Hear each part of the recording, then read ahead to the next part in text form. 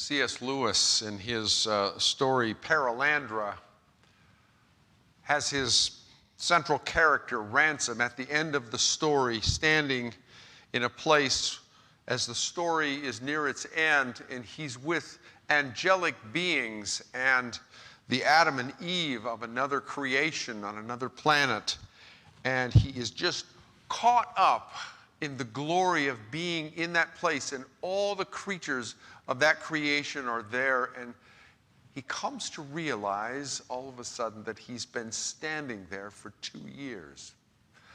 And it just occurred to me this morning that it will be such a glory to be through a shift in time, in a different time signature, so that we can just sit and listen to one another's stories and not get anxious about where we have to be next or worried about what just happened, but that we can listen and that we can learn and that we can remember and not get them all mixed together. What a glory that will be. Well, last night, the elders and the deacons and the small group leaders met with 9 people who have gone through the new membership class, and we got to hear them tell about their faith journeys, and it was a delightful time. And there were some themes that came out, some themes that pressed on my heart and soul strongly that made me resonate with their testimonies and their stories, that indeed these are fellow believers, fellow followers of the way. The themes, some of them were like this: you have to own your own faith. You have to do more than just say, this is the faith of my parents. At some place in your life, you have to say and stand up and say, this is mine. Another close but a little bit different theme that came out was that becoming a follower of Jesus is quite different than saying, I believe in Jesus. There is, in fact, a commitment and a cost to this. And there was a theme also that even if you live in the best of circumstances, and even if you do all the right things,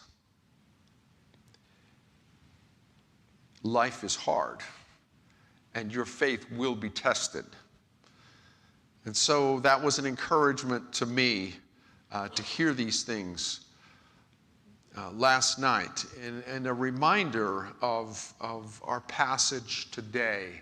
Well, we have been walking now for a time with Jesus and his disciples. And his disciples, in the last passage where Peter said, you are the Messiah, the disciples have a fantastic, I would think, upward trajectory going in their mind about where all this is headed. Because Jesus has been drawing thousands and thousands of people. He's been healing many, many hundreds of people, feeding thousands of people. And now he has affirmed that he is indeed the Messiah, the anointed one, the King of Israel. It's got to be such a thing for them. It's perfect. So now Jesus will take the throne of David, and he will judge Israel with righteousness and goodness. It's been so long. And the 12 of us will carry out his judgment, like the 12 princes of the ancient 12 tribes. Wow, it's happening. We might need a little military training because of those Romans, but Jesus does miracles, right? And then Jesus lets the other shoe drop. He says that he's going to go to Jerusalem and suffer many things, and he's going to be killed and raised on the 3rd day. So the idea, the concept of Messiah had a particular place in their thinking. There was almost no other way for them to think about it. We cannot think about things. We have a hard time. We struggle thinking about things that we don't want to hear. We just slide right into things if it looks like it's what we want. And so that's exactly where they were, a very human way to be. Messiah. They thought back to the first messiahs, the anointed kings of Israel. David, Solomon, the city of Jerusalem, with the palace of the king and the temple, the center of their world, the center of the God of the universe. This is where he meets us. But this death of the Messiah thing, he has alluded to this before, but now he's coming out and saying it very directly. And it sort of bounces off. They're hearing it, but they're not hearing it. I must go. It's not a determinism. It's not something I have to do no matter what, whether I want to or not. There's an element of that. It's not heroics. It is submission to the Father's will. I and the Father are one, says Jesus. And sin is in all of these creatures of ours, these creations of ours. And there's no situation or circumstances, and believe me, we've tried. The flood, the promise, all these things, the temple. There's no situation or circumstance that's going to change that evil impulse that is in these creatures.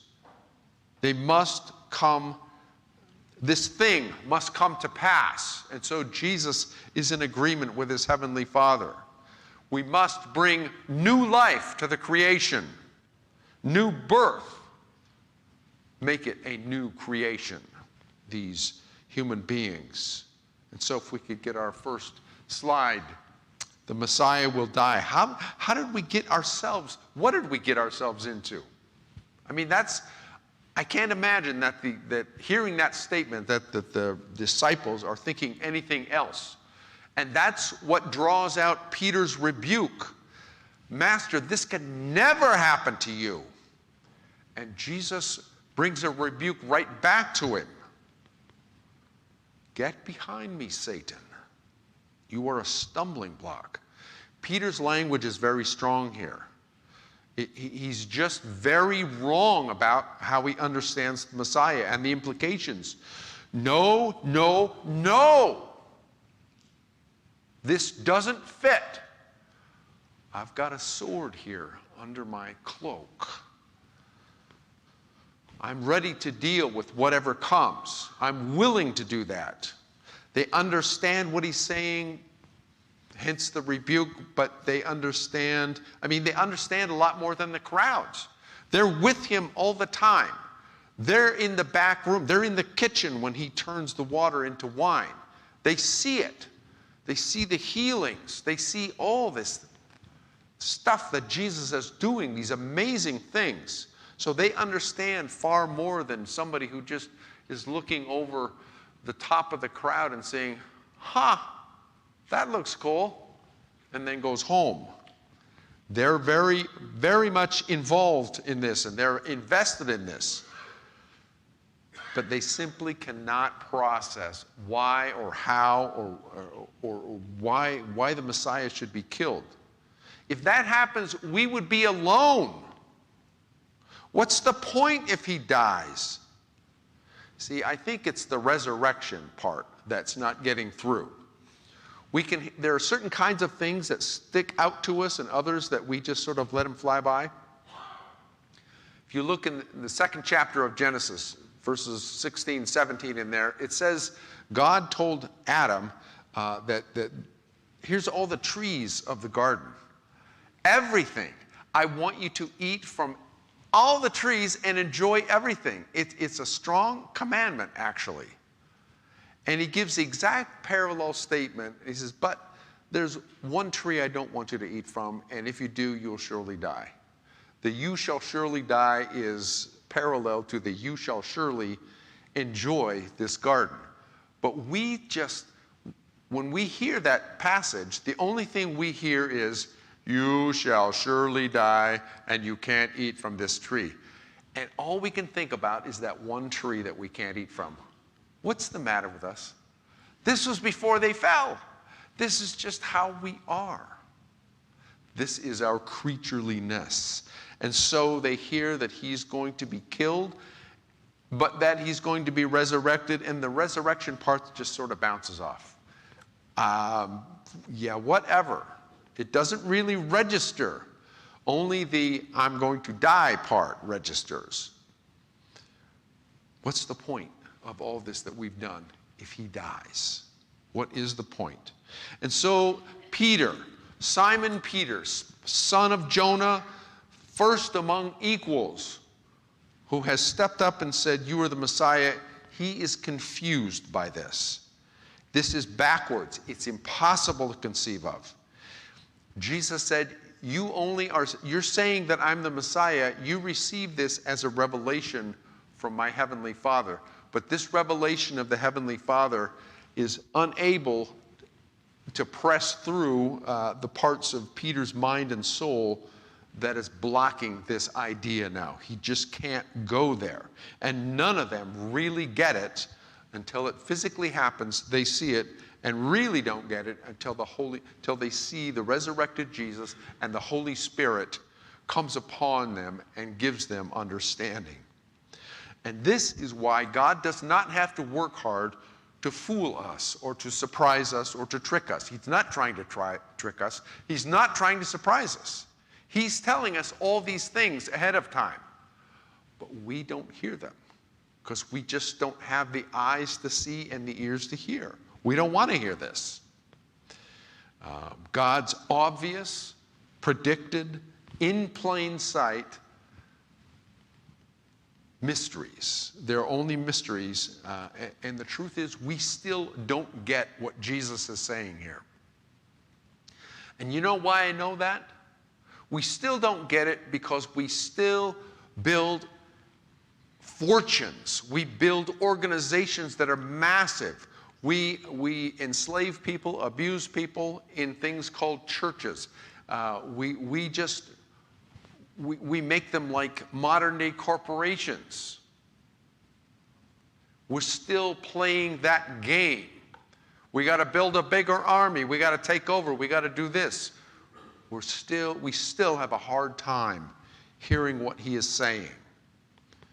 So, Jesus, who in the last passage called Peter the rock on which I'm going to build this church, now calls him a stumbling stone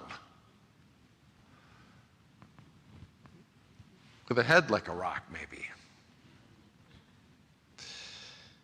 And he's not being entirely, he's not using hyperbole. He's not exaggerating. He's not being facetious by calling Peter Satan.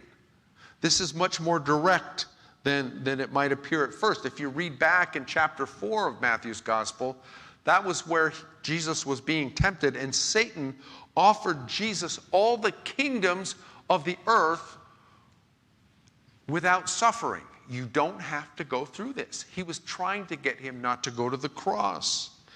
And Peter now is doing exactly the same thing. And so Jesus' answer to Peter, in short, is, don't tempt me. Why would you tempt me to disobey what I and the Father know has to happen? You're not thinking God's thoughts, you're thinking your human thoughts. It was the Father who revealed the truth about Jesus to Peter, and now you have to keep thinking his thoughts. And so what makes no sense makes no sense. If you look at it one way, if you look at it from an earthly way, Jesus dying makes no sense. If you look at it from a heavenly way, Peter saying you can't do this makes no sense.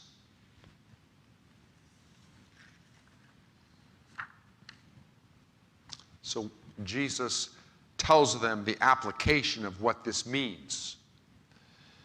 And it's not really good news.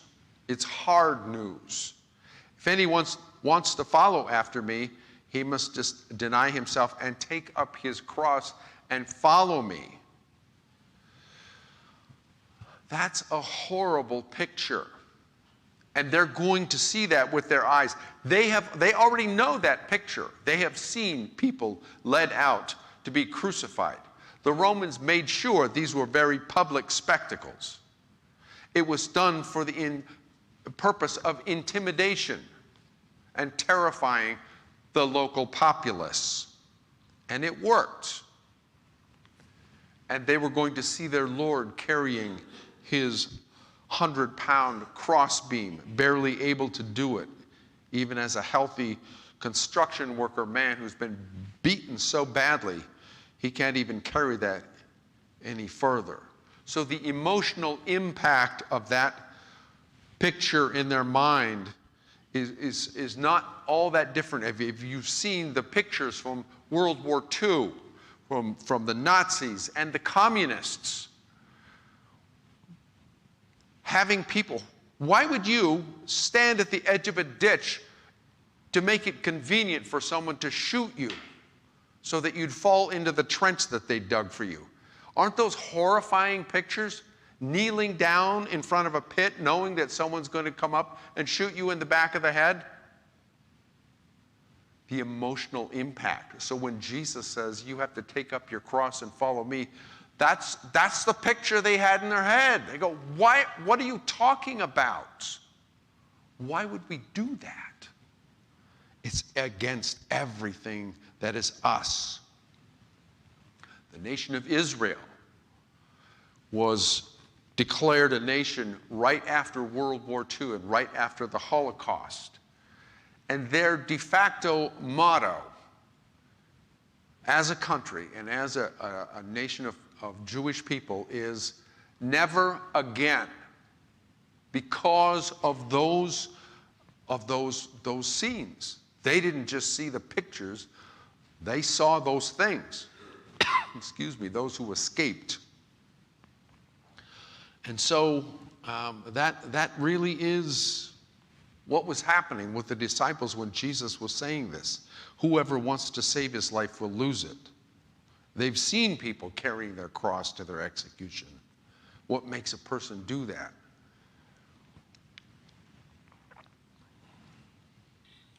You won't deny yourself that way before you meet Jesus. You won't do that just to impress him. You will do that because you already know him. And he's right about that. And this is what it means to follow him. Take up my cross. That's a horrifying thing. If we could have the next slide, please.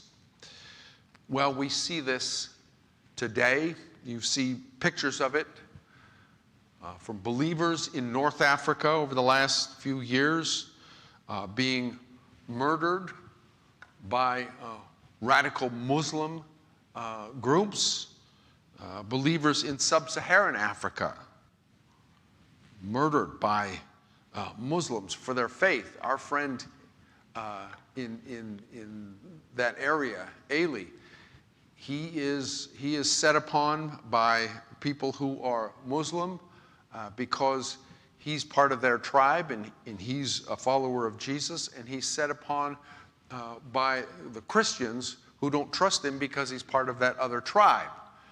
God has placed him there to be a witness in that place. But what a dangerous place to be in. And so we are always, to this day, conflicted about when do I defend myself and my family, and when do I defend my country, and when do I say, Lord, this is in your hands. Here am I. There's no simple answer to that. There never has been. And so whatever politics you engage in, practice, Jesus is calling all of us to take the risk of following him in this world, because that's how he's changing the world.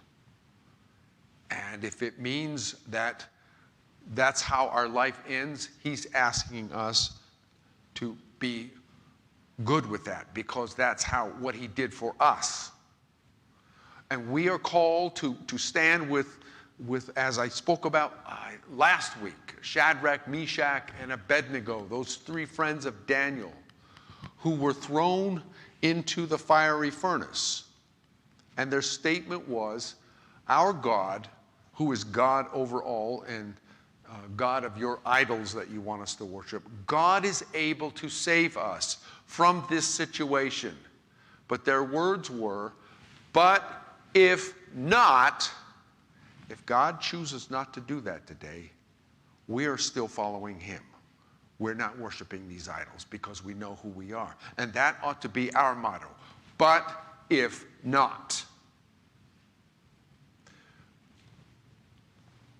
God might save us on a given day and he might not. But in either case, he ought to be able to know that we are his. And so Jesus wraps this up. He says the Son of Man is about to come in the glory of his Father and his angels. And then he will repay everyone according to his deeds. Truly, I tell you, there are some standing here who will not taste death until they see the Son of Man coming in his kingdom.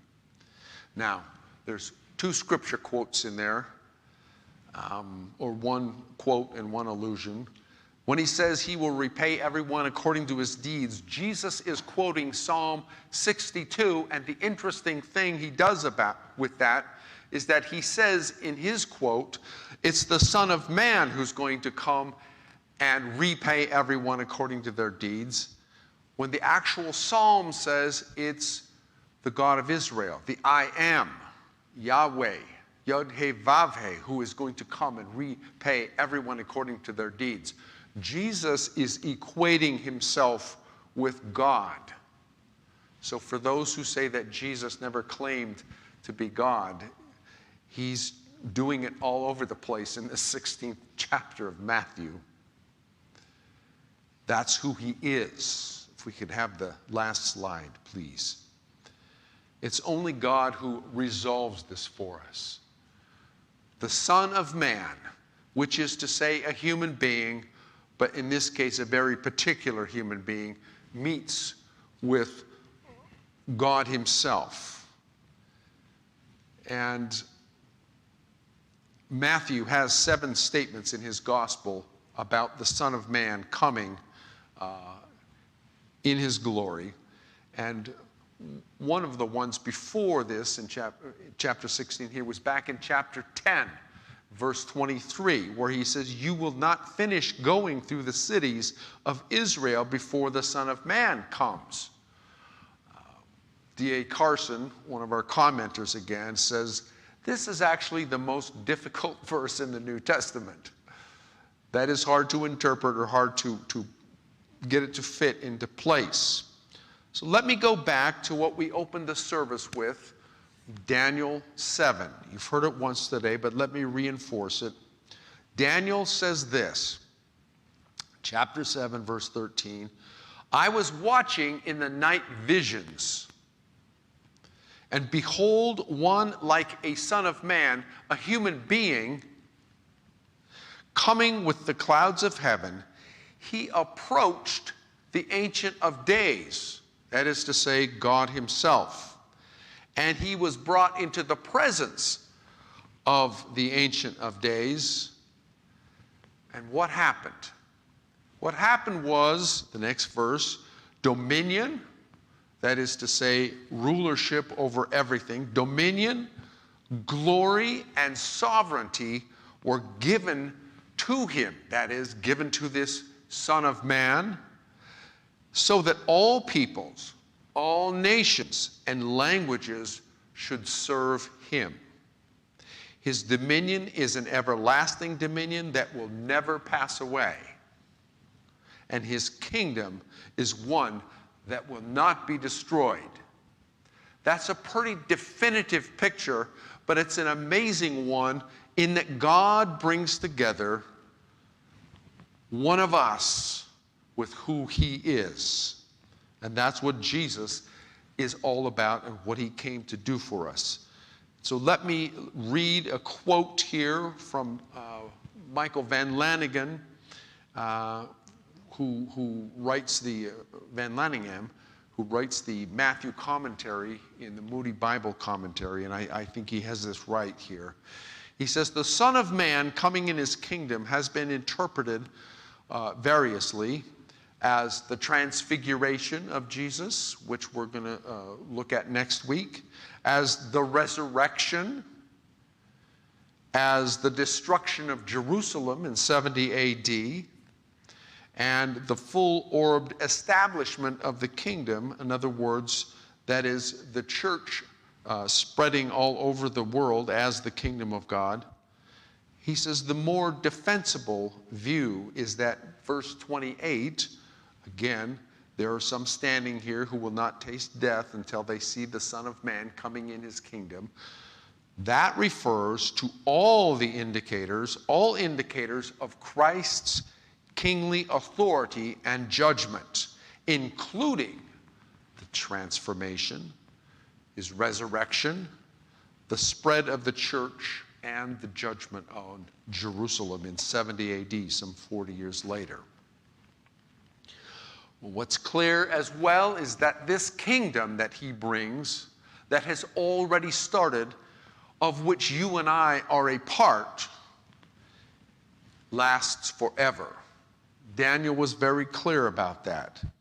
It was started by the resurrection of the Messiah Jesus. It was followed by the judgment on Jerusalem in 70 AD, where the temple was destroyed. And that's one of the most significant historical events in all of human history, especially from a biblical point of view. And this kingdom was followed again by the spread of Jesus' followers all over, throughout the nations, everywhere, to every tribe, language, and through all generations. It's gone everywhere. His kingdom has spread throughout this world, and there is yet to come more. We will see him with these eyes. His kingdom is alive and thriving, and we are seeing it. And so this day I would invite you to join this humanity-changing kingdom, this family, this tribe of God himself, this remnant of people who say, yes, I believe Jesus, and yes, I am following him for the rest of my days. Would you pray with me?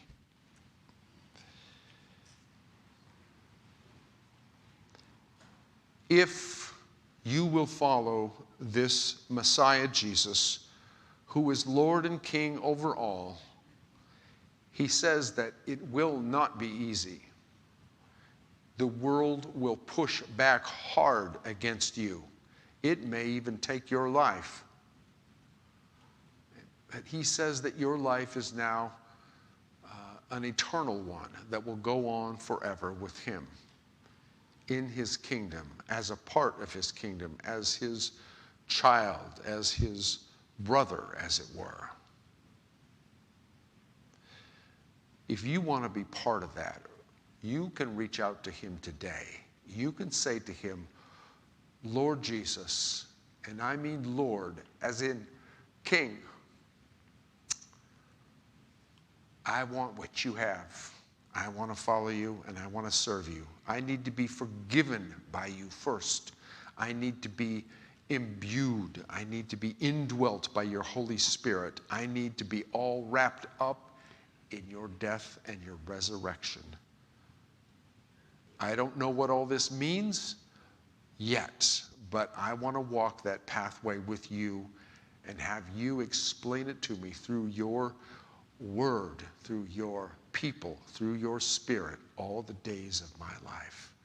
If you would pray that today, right now, you will have begun this journey with the Lord Jesus for the rest of your life, which will be forever. Thank you, Lord Jesus, for telling us the truth, for cutting through and not telling us what we wanted to hear, but telling us the truth that we needed to hear, that we still need to hear, that this is not about our glory at all. It is about the glory of your Father in heaven and all that he created being redeemed and reconciled to him through the work that you've done on our behalf, Lord Jesus. Thank you for that today. And Lord, receive those who will pray that prayer today and that will enter with you and begin that walk with you, who will receive your forgiveness, receive your life, and receive your spirit by faith. Thank you that you receive them today, Lord Jesus. Amen.